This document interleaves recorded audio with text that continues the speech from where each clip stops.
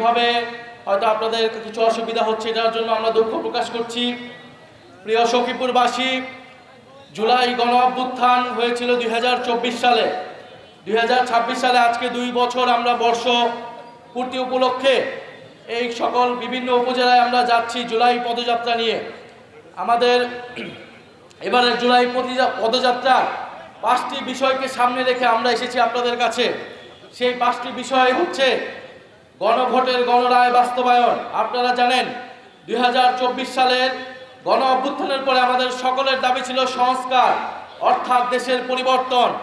বিগত স্বৈরাচারী শেখ হাসিনার সরকার বাংলাদেশ থেকে কোটি কোটি টাকা বিদেশে পাচার করেছে, লুটপাট করেছে, বিরোধী রাজনৈতিক নেতা কর্মীদের গুম খুন করেছে এবং শাপলা গণহত্যা করেছে, পিলখানা হত্যাকাণ্ড ঘটিয়েছে এবং জুলাই মাসে সাধারণ ছাত্রদেরকে হত্যা করেছিল।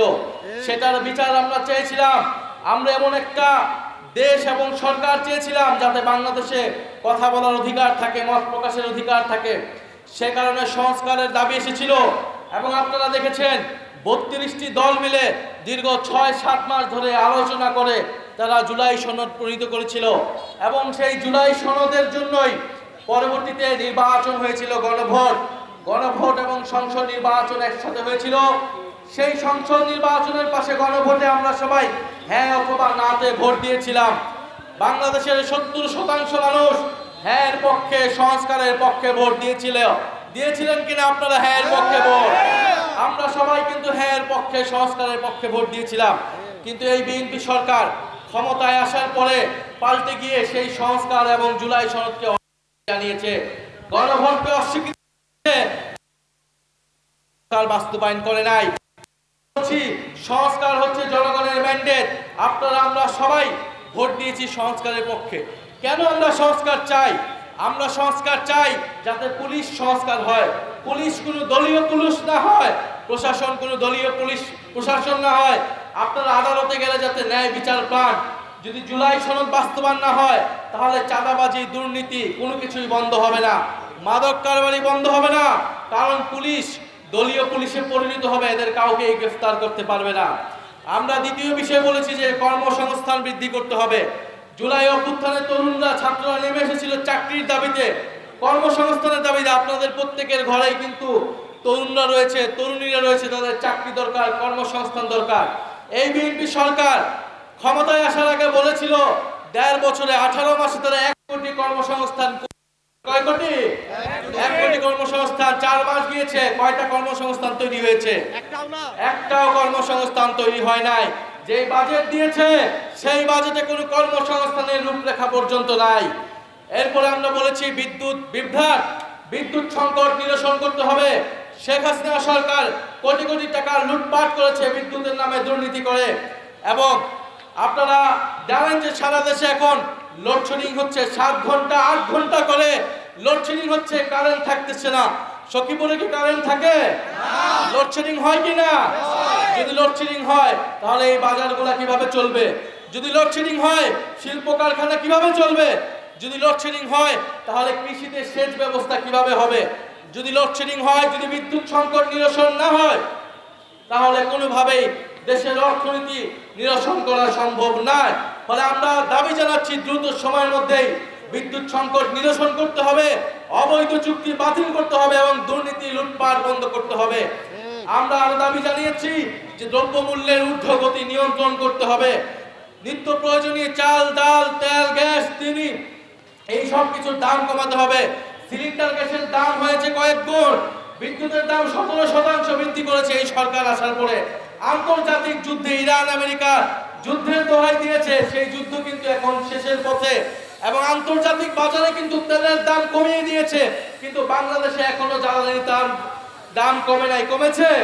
জ্বালানি তেলের দাম কমে নাই, বরং সিলিন্ডারের দাম বাড়ানো হয়েছে, বিদ্যুতের দাম 17% বাড়ানো হয়েছে। আমরা এছাড়া আরো বলেছি সীমান্তে আমাদের ভাই বোনদেরকে হত্যা করা হচ্ছে, ভারতীয় নাগরিকদেরকে পোশিং করা হচ্ছে বাংলাদেশে অবৈধ বাংলাদেশি বলে। এবং আমাদের স্বরাষ্ট্রমন্ত্রী, আমাদের যারা সরকারের দায়িত্বে রয়েছে তারা এই সীমান্ত হত্যাকে অস্বীকার করছে। তারা পোশিং বন্ধে কোনো কার্যকর উদ্যোগ গ্রহণ করতে পারছে না। আমরা বলবো রোহিঙ্গাদেরকে এরকম বাংলাদেশে প্রবেশ করিয়ে বাংলাদেশের উপর একটা বোঝা চাপিয়ে দেওয়া হয়েছে। এখন পশ্চিমবঙ্গ থেকে, আসাম থেকে বাংলাদেশে অবৈধ বাংলাদেশি বলে ভারতীয় নাগরিকদেরকে প্রবেশ দিয়ে বাংলাদেশিদের উপর আরেকটা বোঝা চাপানোর পায়তারা বন্ধ করতে হবে। সরকারকে দৃঢ়ভাবে ভারতের সাথে কথা বলতে হবে এবং এই অবৈধ পুশিন বন্ধ করতে হবে।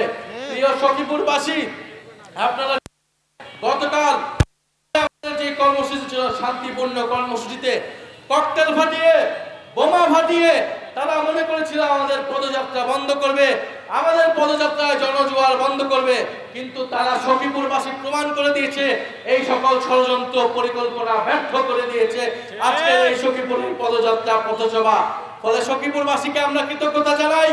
আমরা আপনাদের প্রতি আহ্বান থাকবো, বাংলাদেশের ছাত্ররা, বাংলাদেশের তরুণরা 2024 সালে জীবন দিয়েছে, রক্ত দিয়েছে কেন? একটা নতুন বাংলাদেশের জন্য, দেশের পরিবর্তনের জন্য। যদি দেশের পরিবর্তন না হয়, যদি মাদক কারবারিরা থেকে যায়, যদি এই সকল দোকানপাট থেকে লুটপাট হয়, দুর্নীতি হয়, চাঁদাবাজি হয়, তাহলে এই সকল রক্তত্যাগ, আত্মত্যাগের কোনো মূল্য কি থাকবে? কোনো মূল্য থাকবে না। আমরা পরিবর্তনের জন্য জীবন দিয়েছি, রক্ত দিয়েছি। এক দলকে ক্ষমতা থেকে সরিয়ে আরেক দলের লুটপাটের জন্য বাংলাদেশের ছাত্র জনতা রক্ত দেয় নাই। আপনারা ভয় পাবেন না। বিগত সময়ে একটা দলের শাসন ছিল, আর কোনো দল কথা বলতে পারতো না। কথা বললে জেলে নিয়ে যাওয়া হতো, গুম করা হতো, হয়রানি করা হতো। আমরা দেখছি বাংলাদেশকে আবারও সেবার একদলীয় শাসনের দিকে নিয়ে যাওয়ার চেষ্টা করা হচ্ছে। এক ক্ষমতাসীন দল, সরকারি দল, শুধু তারাই কথা বলবে, অন্য দলকে কথা বলতে দেওয়া হবে না। সংসদে আমাদেরকে কথা বলতে দেওয়া হয় না। আমরা জনসভায় কথা বলতে গেলে ককটেল ফুটানো হয়, বোমা মারানো হয়। এই একদলীয় শাসন যদি আবার শুরু করার কথা কেউ ভাবে, আওয়ামী লীগের পরিণতির কথা আপনারা ভাববেন।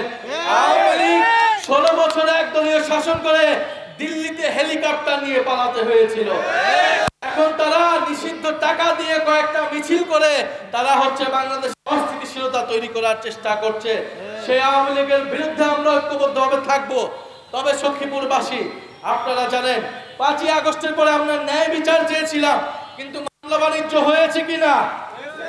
এই সখীপুর শহর, টাঙ্গাইল সহ সারা বাংলাদেশে সাধারণ মানুষের বিরুদ্ধে, ব্যবসায়ীদের বিরুদ্ধে শত শত মানুষকে, 200-300 মানুষকে মামলায় দিয়ে মামলা বাণিজ্য করা হয়েছে। কারা করেছে আপনারা জানেন। ভোটের আগে কারা তাদেরকে জিম্মি করে টাকা নিয়েছে তাও আপনারা জানেন। ফলে আমরা বলবো, আপনারা ন্যায় বিচার করেন, আওয়ামী লীগের দলগত বিচার করেন, কিন্তু নিরীহ মানুষকে, নিরীহ ব্যবসায়ীদেরকে আপনারা মামলা বাণিজ্য করে লুটপাট করবেন, তাদের থেকে টাকা আদায় করবেন, এটা হতে দেওয়া যাবে না।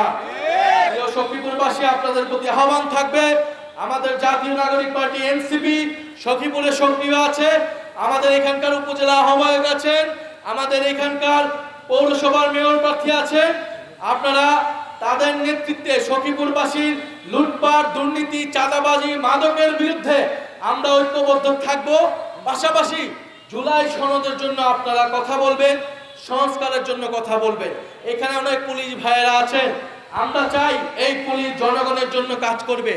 আপনারা যদি থানায় যান, তাহলে যাতে আপনারা থানা থেকে সেই সেবাটা পান। আপনারা যদি ইউনো অফিসে যান, সেখানে যাতে আপনাকে ঘুষ দিতে না হয়। ফলে সেটার জন্য প্রয়োজন সংস্কার। যদি সংস্কার না হয়, জুলাই সনদ বাস্তবায়ন না হয়, তাহলে কিন্তু দুর্নীতি বন্ধ হবে না, বৈষম্য দূর হবে না, মামলাবাজি, চাঁদাবাজি, সন্ত্রাসী বন্ধ হবে না। আমরা কোনো সন্ত্রাসীদেরকে এই সখীপুরে ঠাঁই দিব না। সখীপুরবাসী, এই সরকার জনগণের সাথে গাদ্দারি করছে, তারা সংস্কার বাস্তবায়ন করছে না, তারা বিরোধী মতকে মাঠে কথা বলে দেওয়ার, কথা বলতে দিতে চাচ্ছে না, তারা মাঠের জায়গা সংকুচিত করছে। আপনারা যারা এখানে আছেন, আপনারা ঐক্যবদ্ধভাবে থাকবেন। যত বাধা বিপত্তি, রোদ বৃষ্টি ঝড় আসুক না কেন, আমাদের ভাইয়েরা জীবন দিয়েছিল, রক্ত দিয়েছিল, ইনশাআল্লাহ আমরা আপনাদের মাঠে থাকব, আপনাদের পক্ষে। দেশের সার্বভৌমত্ব, দেশের সীমান্ত সুরক্ষায় এবং দেশকে সন্ত্রাস, মাদক, চাঁদাবাজ মুক্ত করতে ইনশাআল্লাহ আমরা ঐক্যবদ্ধভাবে লড়াই করে যাব। সখীপুরবাসী কি প্রস্তুত থাকবে?